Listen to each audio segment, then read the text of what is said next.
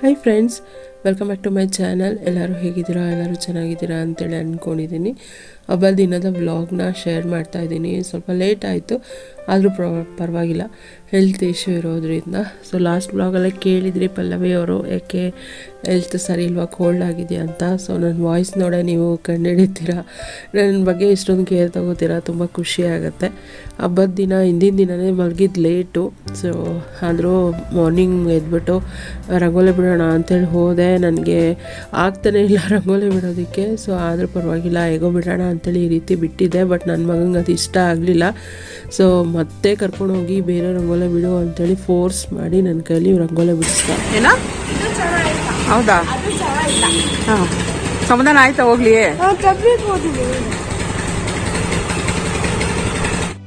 ಈಗ ಚೆನ್ನಾಗಿದೆ ರಂಗೋಲಿ ಅಂತ ಹೇಳ್ತಾ ಇದ್ದ. ಸೊ ಅವ್ನಿಗೇನಂದರೆ ಎಲ್ಲ ಹಬ್ಬದಲ್ಲೂ ಕಲರ್ ಹಾಕಿ ಬಿಡ್ತಿರಲ್ಲ, ಇವಾಗ ಹಾಕಿ ಥರ ಸಿಂಪಲ್ ಆಗಿಬಿಟ್ಟಿದ್ದೀರಾ, ನೀಟಾಗಿ ಬಿಡಿ ಅಂಥೇಳಿ ಮತ್ತೆ ಹಾಕಿದ ರಂಗೋಲಿನ ತೊಳಸಿ ಬೇರೆ ರಂಗೋಲಿನ ಹಾಕ್ತಾ. ಸೊ ನನಗೆ ಏನಂದರೆ ನೈಟ್ ಮಲಗಿದ್ದು ಕೂಡ ಲೇಟು, ಜೊತೆಗೆ ಬೆಳಗ್ಗೆ ಎದ್ದಾಗ ಬೇಗ ಬೇಗ ಕೆಲಸಗಳು ಮುಗಿಬೇಕು, ಅಷ್ಟೇ ನನಗೆ ಇದ್ದಿದ್ದು. ಅವನಿಗೇನೆಂದರೆ ಚೆನ್ನಾಗಿ ಆಡಬೇಕು ರಂಗೋಲಿ, ನಾನೇ ಕಲರ್ ಹಾಕ್ಕೊಡ್ತೀನಿ ಬನ್ನಿ ಅಂತೇಳಿ ಎಲ್ಲ ಇದು ಮಾಡಿ ಅವನೇ ಕರ್ಕೊಂಡೋಗಿ ರಂಗೋಲಿ ಎಲ್ಲ ಹಾಕಿಸ್ತಾ. ಎಲ್ಲ ಆದಮೇಲೆ ಚೆನ್ನಾಗಿದೆ ಅಂದ್ಬಿಟ್ಟು ಅವರಪ್ಪ ಬೇರೆ ಕಬ್ಬು ಮತ್ತು ಇದೆಲ್ಲ ತೊಗೊಂಬರ್ತೀನಿ ಅಂತ ಹೊರಟಿದ್ರೆ. ಸೊ ಅವರೆಲ್ಲರೂ ಹೋದರೆ ಅವನು ಅವ್ರ ಜೊತೆಗೆ ಹೋಗಬೇಕು, ಹಂಗಾಗಿ ಬೇಗ ನಾನು ಬರ್ತೀನಿ ಅಂಥೇಳಿ. ಸೊ ಅದಾದಮೇಲೆ ಅವರೆಲ್ಲ ತೊಗೊಂಡು ಬರೋಕ್ಕೆ ಹೋಗಿದ್ರು. ಅವ್ರು ಬರೋ ಅಷ್ಟರಲ್ಲಿ ನಾನೆಲ್ಲ ಮನೆ ಕ್ಲೀನ್ ಮಾಡಿಕೊಂಡು, ಅಂದರೆ ನನ್ನ ಮಗ ಬಂದು ಮನೆಯೆಲ್ಲ ಒರೆಸ್ಕೊಟ್ಟ, ಮೆಟ್ಲೆಲ್ಲ ಒರೆಸ್ಕೊಟ್ಟ. ನಾನು ಅಷ್ಟರಲ್ಲಿ ಎಲ್ಲ ಡಸ್ಟಿಂಗ್ ಮಾಡಿಕೊಂಡು ಎಲ್ಲ ಕಸ ಎಲ್ಲ ಗುಡಿಸಿ ರೆಡಿ ಮಾಡ್ಕೊಂಡಿದ್ದೆ. ಮತ್ತು ನಾನು ಸ್ನಾನ ಮಾಡಿ ದೇವ್ರಿಗೆಲ್ಲ ರೆಡಿ ಮಾಡಿದೆ. ಪೂಜೆಗೆ ರೆಡಿ ಮಾಡಿಬಿಟ್ಟು ನೈವೇದ್ಯಕ್ಕೆ ಇಡೋದಕ್ಕೆಲ್ಲ ಅಡುಗೆ ಮಾಡಬೇಕಲ್ವ. ಸೊ ಅದನ್ನೇ ಮಾಡ್ತಾಯಿದ್ದೀನಿ ನಾನು. ಈ ಹಬ್ಬದ ಸ್ಪೆಷಲ್ ನಾನೇನು ಮಾಡ್ತೀನಪ್ಪ ಅಂತ ಹೇಳಿದ್ರೆ ಸ್ವೀಟ್ ಪೊಂಗಲ್ ಮತ್ತು ಅವರೆಕಾಯಿ ಹಾಕಿ ಉಪ್ಪಿಟ್ಟನ್ನು ಮಾಡ್ತೀನಿ. ಸೊ ಖಾರ ಪೊಂಗಲ್ ಮಾಡೋದಿಲ್ಲ, ಉಪ್ಪಿಟ್ಟು ಮಾಡಿಬಿಡ್ತೀನಿ ನಾನು. ಅದನ್ನೇ ಇಷ್ಟಪಡ್ತಾರೆ ನಮ್ಮ ಮನೆಯಲ್ಲಿ ಎಲ್ಲರೂ. ಸೊ ಹಾಗಾಗಿ ನಾನು ಅವರೆಕಾಯಿ ತರಕಾರಿ ಎಲ್ಲ ಹಾಕಿ ಉಪ್ಪಿಟ್ಟನ್ನು ಮಾಡ್ತೀನಿ. ಜೊತೆಗೆ ಕಡಲೆಕಾಯಿ ಇರ್ಬೋದು, ಗೆಣಸು ಇರ್ಬೋದು, ಎಳ್ಳು ಬೆಲ್ಲ ಅಂತೂ ಕಂಪಲ್ಸರಿ ಇದ್ದೇ ಇರುತ್ತೆ. ಕಬ್ಬು ಇದಿಷ್ಟನ್ನು ಇಟ್ಬಿಟ್ಟು ದೇವರಿಗೆ ನೈವೇದ್ಯಕ್ಕೆ ಪೂಜೆ ಮಾಡ್ತೀನಿ. ಬಾಳೆಹಣ್ಣು ಇದೇ ರೀತಿ ನಾನು ಮಾಡ್ಕೊಂಡು ಬಂದಿರೋವಂಥದ್ದು.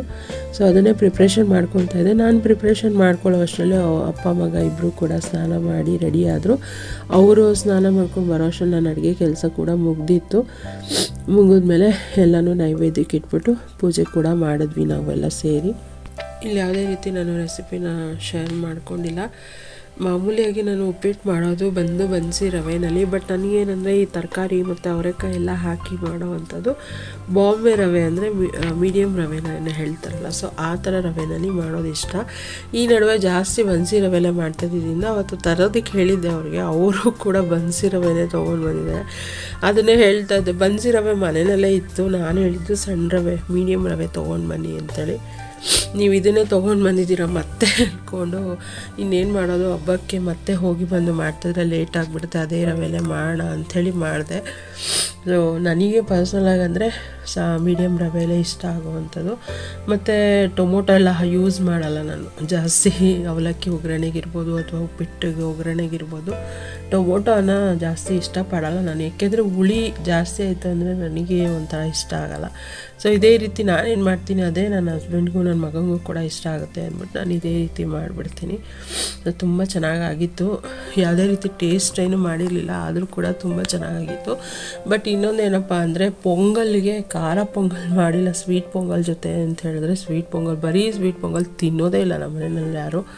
ಪ್ರತಿ ವರ್ಷ ಜಾಸ್ತಿ ಮಾಡಿಬಿಟ್ಟು, ಅಂದರೆ ಜಾಸ್ತಿ ಅಂದರೂ ಜಾಸ್ತಿ ಮಾಡಲ್ಲ ನಾನು, ಒಂದು ಅರ್ಧ ಗ್ಲಾಸ್ ಹಾಕಿ ಅಷ್ಟೇ ಮಾಡುವಂಥದ್ದು. ಅದನ್ನು ಕೂಡ ತಿನ್ನೋದಿಲ್ಲ ಯಾರೂ ಅಂದ್ಬಿಟ್ಟು ಈ ಸಲ ಸ್ವಲ್ಪ ಒಂದು ಇಡಿಯಷ್ಟು ಹಾಕಿ ಮಾಡಿದೆ ಅಷ್ಟೇ, ದೇವರ ನೈವೇದ್ಯಕ್ಕೆ ಅಂತ ಹೇಳಿಬಿಟ್ಟು. ಅದು ನೈವೇದ್ಯಕ್ಕೆ ಏನಿಟ್ಟಿದೆ ಅದಷ್ಟೇ ನಾನು ತಿಂದಿದ್ದು, ಮಿಕ್ಕಿದ್ದು ಕೂಡ ಯಾರೂ ತಿಂದಿಲ್ಲ, ನಾನು ತಿನ್ನೋದಕ್ಕಾಗಿಲ್ಲ. ಅದನ್ನೇ ಬೇಜಾರಾಗ್ತಾಯಿತ್ತು. ಸೊ ಇದನ್ನು ಕೂಡ ಇದು ಮಾಡಬೇಕಲ್ಲಪ್ಪ ಆ ಥರ ಅಂತ ಅನಿಸ್ತಾ ಇತ್ತು. ಬಟ್ ಈ ರೀತಿ ಉಪ್ಪಿಟ್ಟೆಲ್ಲ ಮಾಡಿದ್ರೆ ಚೆನ್ನಾಗಿ ತಿಂತಾರೆ. ಪೊಂಗಲೆಲ್ಲ ಸ್ವಲ್ಪ ಹಿಂದೆ ಹೊಡಿತಾರೆ, ಅದಕ್ಕೋಸ್ಕರ. ಸೊ ಫೈನಲಿ ನನ್ನ ಅಡುಗೆ ಕೂಡ ಕಂಪ್ಲೀಟ್ ಆಗೋಯ್ತು. ಅಪ್ಪ ಮಗ ಇಬ್ಬರು ಕೂಡ ರೆಡಿಯಾಗೋ ಅಷ್ಟರಲ್ಲಿ. ಸೊ ಉಪ್ಪಿಟ್ಟಂತೂ ರವೆ ಎಲ್ಲ ಹುರಿದಿಟ್ಕೊಂಡಿದ್ರೆ ಇನ್ನೂ ಕೂಡ ಫಾಸ್ಟಾಗಿ ಆಗುತ್ತೆ ಅದು. ಒಂದು ಕಡೆ ಉಪ್ಪಿಟ್ಟು ಪೊಂಗಲು ರೆಡಿಯಾಗೋ ಅಷ್ಟರಲ್ಲಿ ಇನ್ನೊಂದು ಕಡೆ ನಾನು ಕಡಲೆಕಾಯಿ ಮತ್ತು ಗೆಣಸನ್ನು ಕೂಡ ಕುಕ್ಕರಲ್ಲಿ ಕೂಗ್ಸೋದಕ್ಕೆ ಇಟ್ಟಿದ್ದೆ. ಒಂದೇ ಒಂದು ಕೂಗನ್ನು ಕೂಗ್ಸಿದ್ದು ಅಷ್ಟೇ. ಸೊ ಎಲ್ಲ ಆದಮೇಲೆ ದೇವ್ರ ನೈವೇದ್ಯಕ್ಕೆಲ್ಲ ಇಟ್ಬಿಟ್ಟು ಪೂಜೆ ಕೂಡ ರೆಡಿ ಮಾಡಿಕೊಂಡೆ. ಸೊ ಅಷ್ಟರಲ್ಲಿ ಎಲ್ಲರೂ ಬಂದರು, ಪೂಜೆ ಮಾಡಿಬಿಡೋಣ ಅಂಥೇಳಿ. ಸೊ ಲೇಟೇ ಆಗಿತ್ತು, ಪರವಾಗಿಲ್ಲ. ಆದರೂ ನನಗೇನಂದರೆ ಎಲ್ಲ ಮುಗಿಸಿ ಆರಾಮಾಗಿ ಪೂಜೆ ಮಾಡಬೇಕು, ಗಡಿಬಿಡಿನಲ್ಲಿ ಬೇಗ ಪೂಜೆ ಮಾಡೋದು ನನಗೆ ಇಷ್ಟ ಆಗಲ್ಲ. ಮತ್ತು ನಾವು ಮಲಗಿದ್ದು ನೈಟು ಕೂಡ 1:30 ಆಗಿತ್ತು, 1:30-2 ಗಂಟೆ ಆಗಿಬಿಟ್ಟಿತ್ತು. ಮತ್ತೆ ನಾನು ಬೆಳಿಗ್ಗೆ 3 ಗಂಟೆ 4 ಗಂಟೆಗೆ ಇದು ಮಾಡ್ತೀನಿ ಅನ್ನೋದಂತೂ ನಿಜ ಆಗಲ್ಲ. ಸೊ ಆ ಥರ ಇದು ಮನಸ್ಸಲ್ಲಿ ಪೂಜೆ ಮಾಡೋದಕ್ಕಿಂತ ಮನಸ್ಫೂರ್ತಿಯಾಗಿ ಪೂಜೆ ಮಾಡೋದನ್ನ ನಾನು ಒಪ್ಕೊಳ್ತೀನಿ. ಸೊ ಹಾಗಾಗಿ ನಿಧಾನಕ್ಕೆ ನಾನು ಎಲ್ಲ ಮಾಡಿಬಿಟ್ಟು ಪೂಜೆನ ಕೂಡ ಮಾಡಿದೆ. ಎಲ್ಲ ಮನೆಯವರೆಲ್ಲ ಸೇರಿ ಪೂಜೆ ಮಾಡಿದ್ವಿ, ಮತ್ತು ಎಳ್ಳು ಬೆಲ್ಲ ತಿಂದು ಒಳ್ಳೆ ಮಾತಾಡಿ ಅಂತಾರಲ್ಲ. ಸೊ ಹಾಗೆ ಎಲ್ಲರೂ ಪೂಜೆ ಮಾಡಿ ಎಳ್ಳು ಬೆಲ್ಲನ ಕೂಡ ತಿಂದಿದ್ದಾಯಿತು.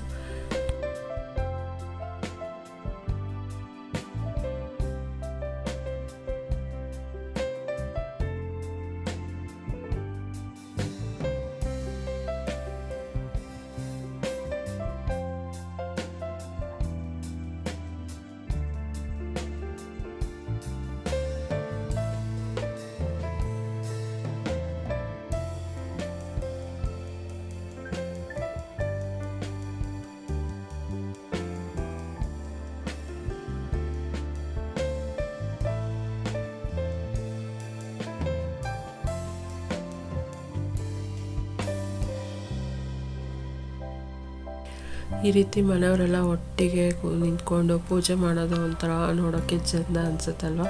ಸೊ ನಾನು ಪೂಜೆ ಮಾಡಿದ್ಮೇಲೆ ಹಸ್ಬೆಂಡು ಮಗ ಎಲ್ಲ ಪೂಜೆ ಎಲ್ಲ ಮಾಡಿದ್ವಿ. ಅದಾದಮೇಲೆ ಎಳ್ಳು ಬೆಲ್ಲ ತಿಂದ್ಕೊಂಡ್ವಿ, ಒಬ್ರಿಗೊಬ್ರು ಎಳ್ಳು ಬೆಲ್ಲ ತಿಂದು ದೇವರ ತೀರ್ಥ ಎಲ್ಲ ತೊಗೊಂಡ್ವಿ. ಸೊ ಇದಿಷ್ಟು ಆಗೋ ಅಷ್ಟಲ್ಲೇ ಟೈಮ್ ಆಲ್ರೆಡಿ 11:30 ಆಗಿತ್ತು ಅಂತ ಅಂದ್ಕೊಳ್ತೀನಿ. ಸೊ ಟೈಮೆಲ್ಲ ನೋಡಿಲ್ಲ. ಬಟ್ ಏನಂದರೆ ಹಸ್ಬೆಂಡ್ ಕೂಡ ಹೇಳ್ತಾಯಿದ್ರು, ಏನು ಪರವಾಗಿಲ್ಲ ಆರಾಮಾಗಿ ಮಾಡು ನೀನು ಅಂಥೇಳಿ, ಟೆನ್ಷನ್ ತೊಗೊಳ ಅಂತ. ಸೊ ನಾನು ಕೂಡ ಹಂಗೆ ಟೆನ್ಷನ್ ತೊಗೊಳ್ದಂಗೆ ಎಲ್ಲ ಪೂಜೆ ಎಲ್ಲ ಮಾಡಿಬಿಟ್ಟು ಆಮೇಲೆ ನಾವೆಲ್ಲ ತಿಂಡಿ ಮಾಡೋಕೆ ಕೂತ್ಕೊಂಡ್ವಿ. ಸೊ ಮೊದಲೇ ಹೇಳ್ದಾಗೆ ಪೊಂಗಲೆಲ್ಲ ಯಾರು ಮುಟ್ಟಲ್ಲ. ಸೊ ಉಪ್ಪಿಟ್ಟು, ಬಿಸಿ ಬಿಸಿ ಉಪ್ಪಿಟ್ಟು ತಿನ್ನೋದಕ್ಕೆ ಒಂಥರ ಚೆಂದ. ಸೊ ಹಾಗೆ ಎಲ್ಲರೂ ಕೂತು ಒಟ್ಟಿಗೆ ಪಿಕ್ಚರ್ ಯಾವುದೋ ಬರ್ತಾಯಿತ್ತು. ಬಟ್ ನನ್ನ ಮಗ ಅವನಂದರೆ ಇದನ್ನ ಆನ್ ಮಾಡಿಕೊಂಡು ವೈಫೈ ಕನೆಕ್ಟ್ ಮಾಡಿಕೊಂಡು ಅಯ್ಯಪ್ಪ ಸ್ವಾಮಿದು ಪಿಕ್ಚರ್ ನೋಡ್ತಾ ಇದ್ದ. ಸೊ ಪ್ರತಿ ವರ್ಷ ಮಕರ ಸಂಕ್ರಾಂತಿ ಹಬ್ಬ ಬಂತು ಅಂದರೆ ಎವ್ರಿ ಮಾರ್ನಿಂಗಲ್ಲಿ ಅಯ್ಯಪ್ಪ ಸ್ವಾಮಿದು ಪಿಕ್ಚರ್ ಹಾಕಿರ್ತಾಯಿದ್ರು. ಸೊ ನಮ್ಮ ಅಪ್ಪಾಜಿ ಅಂದರೆ ನಮ್ಮ ಮಾವ ಎಲ್ಲ ಮೊಮ್ಮಕ್ಕಳನ್ನ ಕೂರಿಸ್ಬಿಟ್ಟು ನೋಡು ಪಿಕ್ಚರು ನೋಡು, ಅಯ್ಯಪ್ಪ ಸ್ವಾಮಿ ಪಿಕ್ಚರ್ ಹಾಕಿರ್ತಾರೆ ಅಂಥೇಳಿ. ಸೊ ಈ ವರ್ಷ ಸ್ವಲ್ಪ ಲೇಟಾಗಿದ್ದರಿಂದ ನೋಡೋಕ್ಕಾಗಿಲ್ಲ ಅಂದ್ಬಿಟ್ಟು ನನ್ನ ಮಗ ಟಿ ವಿಗೆ ವೈಫೈ ಕನೆಕ್ಟ್ ಮಾಡಿಕೊಂಡು ನೋಡ್ತಾ ಇದ್ದ. ಅದಾದಮೇಲೆ ನಾಷ್ಟ ಎಲ್ಲ ತಿಂದ್ಬಿಟ್ಟು ನನ್ನ ಸ್ಯಾರಿಗೆ ಇನ್ನೂ ಕೂಡ ನಾನು ಫಾಲೇ ಹಾಕ್ಕೊಂಡಿರಲಿಲ್ಲ. ಸೊ ಹಾಗಾಗಿ ಫಾಲ್ ಹಾಕೊಂಬಿಡೋಣ ಅಂಥೇಳಿ ಕೂತ್ಕೊಂಡೆ. ಹಾಯ್ ಫ್ರೆಂಡ್ಸ್, ಬೆಳಗ್ಗೆಯಿಂದ ಇವಾಗ ಅನ್ಸುತ್ತೆ ಮುಖ ಮುಕ್ಕಿ ಮಾತಾಡ್ತಾ ಇರೋದು. ಫುಲ್ ಬ್ಯುಸಿ ಆಗಿಬಿಟ್ಟಿದೆ. ಕೆಲಸ ಮುಗಿಸ್ಬೇಕು, ಪೂಜೆ ಆಗಬೇಕು, ಅಡುಗೆ ಆಗಬೇಕು ಅಂತ. ಏನಂದರೆ ರಾತ್ರಿ ಮಲಗಿದ್ದು ಲೇಟಾಗಿದ್ದರಿಂದ ಬೆಳಿಗ್ಗೆ ಎದ್ದಿದ್ದು ಕೂಡ ಲೇಟೇ. ಹೆಂಗೋ ಹೊತ್ತಾಗ ಬೇಗ ಕೆಲಸ ಮುಗಿಸಿ ಎಲ್ಲ ಕೆಲಸಗಳು ಮುಗೀತು. ಅಡುಗೆಯನ್ನು ಅಕ್ಕಿಬೇಳೆ ಸಾರು ಮಾಡಬೇಕಷ್ಟೇ. ಮಿಕ್ಕಿದೇನೆಂದರೆ ಹಬ್ಬದ ಸ್ಪೆಷಲ್ ಇವತ್ತು ಅವರೆಕಾಯಿ ತರಕಾರಿ ಅಕ್ಕಿ ಉಪ್ಪಿಟ್ಟು, ಪೊಂಗಲು ಮತ್ತು ಕಡಲೆಕಾಯಿ, ಗೆಣಸು, ಇನ್ನೇನೋ ಹೇಳಬೇಡ. ನನ್ನ ಮಗ ಆಲ್ರೆಡಿ ಕಬ್ಬು ತಿಂತಾ ಇದ್ದಾನೆ ಕೂತ್ಕೊಂಡು, ಅವನಿಗೆ ಇಷ್ಟ. ಸೊ ಎಲ್ಲ ಆಯಿತು. ಎಲ್ಲ ಆದಮೇಲೆ ಇವಾಗ ನಾನು ಸಾರಿಗೆ ಫಾಲ್ ಹಾಕ್ಕೊಂಡು ಇನ್ನೂ ಎಳ್ಳು ಬೆಲ್ಲ ಕೂಡ ನಾನು ಮಿಕ್ಸ್ ಮಾಡಿಲ್ಲ, ಎಲ್ಲ ಹುರಿದಿಟ್ಟಿದ್ದೀನಿ. ಮಿಕ್ಸ್ ಮಾಡಿಬಿಟ್ಟು ಪ್ಯಾಕ್ ಮಾಡೋಣ ಅಂತೇಳಿ ಅಂದ್ಕೊಂಡಿದ್ದೀನಿ. ತೋರಿಸ್ತೀನಿ ಯಾವ ರೀತಿ ನಾನು ಪ್ಯಾಕ್ ಮಾಡ್ತೀನಿ ಅಂಥೇಳಿ. ಅದಕ್ಕೆ ನಾನು ಶ್ರೀರಾಮ್ಪುರಕ್ಕೆ ಹೋದಾಗ ನೆಟ್ಟೆಡ್ ಕ್ಲಾತ್ ಎಲ್ಲ ತೊಗೊಂಡು ಬಂದಿದ್ದೆ ನೋಡಿ. ವರಮಹಾಲಕ್ಷ್ಮಿ ಅಂತ ನನಗೆ ಬ್ಯಾಕ್ ಡ್ರಾಪ್ ಮಾಡ್ತೀನಿ ಅಂತ. ಸೊ ಅದನ್ನೇ ಯೂಸ್ ಮಾಡ್ಕೊಳ್ಳೋಣ ಅಂಥೇಳಿ ಅಂದ್ಕೊಂಡು ಪ್ಲ್ಯಾನ್ ಮಾಡಿದ್ದೀನಿ. ಹೆಂಗೆ ಪ್ಲ್ಯಾನ್ ಮಾಡಿ ಅದು ಯಾವ ಥರ ಕಟ್ ಮಾಡಿ ಸ್ಟಿಚ್ ಮಾಡ್ತೀನಿ, ಯಾವ ಥರ ಪ್ಯಾಕ್ ಮಾಡೋದು ಅಂತ ಹೇಳ್ಬಿಟ್ಟು ಇವಾಗ ಮಾಡಬೇಕು. ಫಸ್ಟು ಎಳ್ಳು ಮಿಕ್ಸ್ ಮಾಡಿ ಆಮೇಲೆ ಪ್ಯಾಕಿಂಗ್ ಮಾಡೋಣ ಅಂತ ಈ ಥರ ತೊಗೊಂಡ್ಬಂದಿದ್ನಲ್ಲ ನೆಟ್ಟೆಡಲ್ಲಿ. ಸೊ ಇದನ್ನು ಪ್ಯಾಕ್ ಮಾಡಿಬಿಟ್ಟು ಕಟ್ ಮಾಡಿಬಿಟ್ಟು ಪ್ಯಾಕ್ ಮಾಡ್ತೀನಿ. ಎಲ್ಲರೂ ನಿಮ್ಮ ಮನೆಯಲ್ಲಿ ಯಾವ ರೀತಿ ಸಂಕ್ರಾಂತಿ ಹಬ್ಬನ ಆಚರಿಸ್ತಾ ಇದ್ದೀರಾ ಅಂತ ನನಗೆ ಕಮೆಂಟ್ ಮಾಡಿ, ಆಯಿತಾ?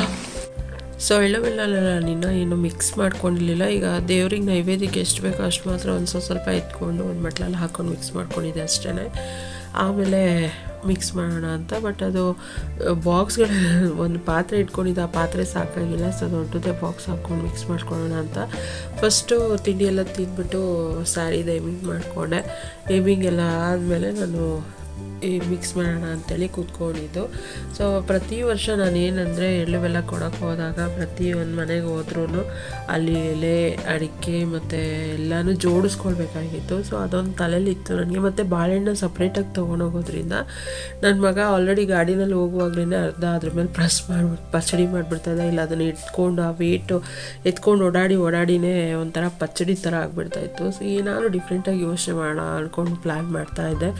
ಆಮೇಲೆ ಯಾಕೆ ಅದು ಬೌಲ್ ಥರ ತೊಗೊಂಬಂದಿದ್ದೀನಲ್ಲ, ಸೊ ಬೌಲ್ ಒಳಗಡೆ ಎಲ್ಲ ಇಟ್ಬಿಟ್ಟು ಪ್ಯಾಕ್ ಮಾಡಬಾರ್ದು ಅಂಥೇಳಿ. ಸೊ ಅದಕ್ಕೆ ಬಟ್ಟೆ ಅಂತಂದರೆ ಈಗ ಹೊರಗಡೆ ತೊಗೊಂಬರೋಣ ಗೋಲ್ಡನ್ ಕಲರ್ ಅಂತ ಅಂದ್ಕೊಂಡೆ. ಬಟ್ ಏನಂದರೆ ನಾನು ವರಮಹಾಲಕ್ಷ್ಮಿ ಹಬ್ಬದ ಟೈಮಲ್ಲಿ ಶ್ರೀರಾಮ್ಪುರದಿಂದ ನಾನು ಬಟ್ಟೆ ತಂದಿದ್ದು ನೆನಪಾಯಿತು. ಸೊ ಅದು ಹಂಗೆ ಇದೆ ಅಲ್ವಾ ನೆಟ್ಟೆಡು, ಅದನ್ನು ಕೂಡ ಯೂಸ್ ಮಾಡ್ಕೊಳ್ಬೋದಲ್ವಾ ಅಂಥೇಳಿ ಪ್ಲ್ಯಾನ್ ಮಾಡಿದ್ದು. ಆಮೇಲೆ ಅದೇನಿದೆ ಟೈಯಿಂಗ್ ಥ್ರೆಡನ್ನು ತೊಗೊಂಡು ಬಂದೆ. ಸೊ ಅದು ಕೂಡ ನಮ್ಮ ಮನೆ ಹತ್ರ ಸಿಕ್ಕಿಲ್ಲ. ಎಲ್ಲೂ ಒಂದು 3-4 ಅಂಗಡಿ ಹೋಗಿ ವಿಚಾರಿಸಿದಂಥದ್ದು. ಒಂದು 4-5 ಅಂಗಡಿ ವಿಚಾರಿಸಿದ್ಮೇಲೆ ಒಂದು ಅಂಗಡಿಲಿ ಸಿಕ್ತು. ಅದು ಕೂಡ ತುಂಬಾ ಬೀಳ್ತದೆ ದೊಡ್ಡದಿರೋವಂಥದ್ದು. ಸೊ ಮಧ್ಯದಲ್ಲಿ ಕಟ್ ಮಾಡ್ಕೊಳ್ಳಿ ಅಂತ ಅಂದರು. ಅದನ್ನು ಬೇರೆ ಎಕ್ಸ್ಟ್ರಾ ಕೆಲಸ ಅಲ್ವಾ, ಇನ್ನೇನು ಮಾಡೋದು, ಅದು ಬಿಟ್ಟರೆ ಅದು ಸಿಗಲ್ಲ ಅಂದ್ಬಿಟ್ಟು ತೊಗೊಂಡು ಬಂದು ನನ್ನ ಮಗನಿಗೆ ಮತ್ತು ಹಸ್ಬೆಂಡಿಗೆ ಕೂಡ ಹೇಳಿದೆ ನಾನು, ಅದ್ರ ಮಧ್ಯದಲ್ಲಿ ಕಟ್ ಮಾಡಿಕೊಡಿ ಅಂತ. ಅವ್ರು ಕಟ್ ಮಾಡಿಕೊಟ್ರು. ಅದಾದಮೇಲೆ ನಾನು ಎಳ್ಳು ಬೆಲ್ಲ ಎಲ್ಲ ಮಿಕ್ಸ್ ಮಾಡಿಕೊಂಡೆ ಒಂದು ದೊಡ್ಡ ಬಾಕ್ಸಲ್ಲಿ. ಮತ್ತು ನನಗೇನಂದರೆ ಆ ಬೌಲ್ಗಳು ಶಾರ್ಟೇಜ್ ಆಯಿತು. ಸೊ ನನಗೆ ಅಲ್ಲಿ ಸಿಕ್ಕಿದ್ದಿದ್ರೆ ಇನ್ನೂ ಒಂದು 3-4 ಸೆಟ್ ತರ್ಬೋದಾಗಿತ್ತೇನೋ. ಬಟ್ ಬೌಲ್ಸ್ ನನಗೆ ತುಂಬಾ ಶಾರ್ಟೇಜ್ ಆಯಿತು.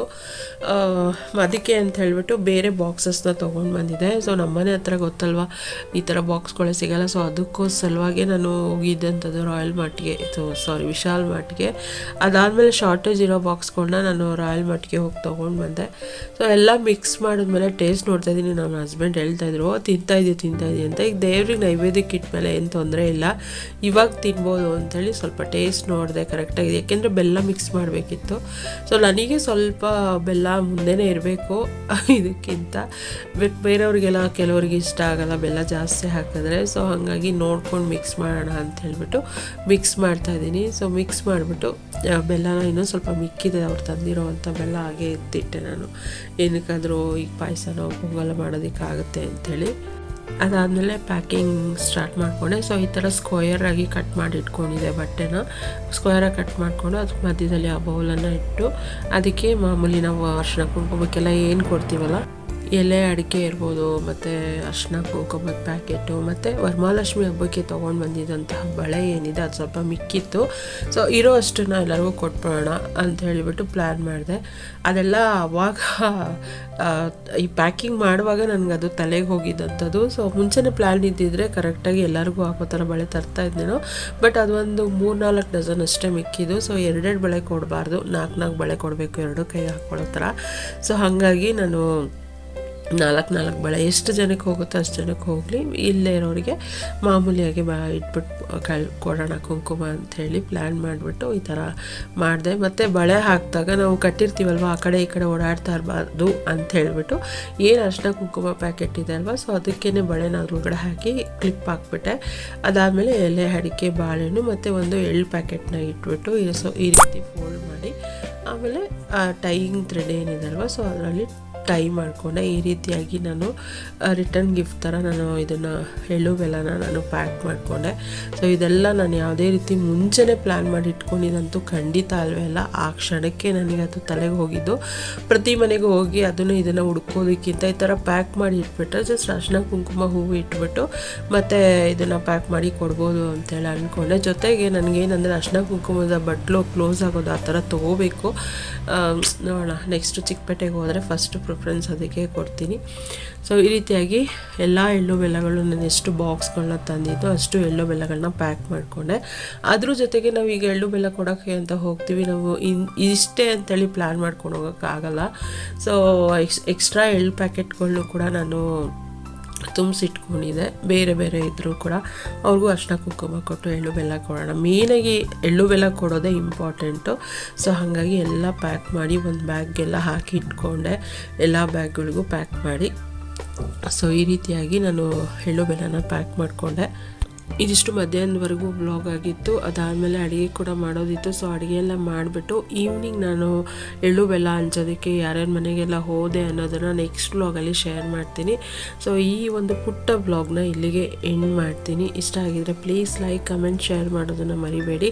ಚಾನಲ್ಗೆ ಹೊಸಬರಾದರೆ ಇನ್ನೂ ಕೂಡ ನನ್ನ ಚಾನಲ್ನ ಸಬ್ಸ್ಕ್ರೈಬ್ ಮಾಡ್ಕೊಳ್ಳದೆ ನೋಡ್ತಾ ಇದ್ದರೆ ಪ್ಲೀಸ್ ನನ್ನ ಚಾನಲ್ನ ಸಬ್ಸ್ಕ್ರೈಬ್ ಮಾಡ್ಕೊಂಡು ನನಗೆ ಸಪೋರ್ಟ್ ಮಾಡಿ. ಸಿಗ್ತೀನಿ ನೆಕ್ಸ್ಟ್ ವೀಡಿಯೋದಲ್ಲಿ. ಅಲ್ಲಿವರೆಗೂ ಥ್ಯಾಂಕ್ಸ್ ಫಾರ್ ವಾಚಿಂಗ್.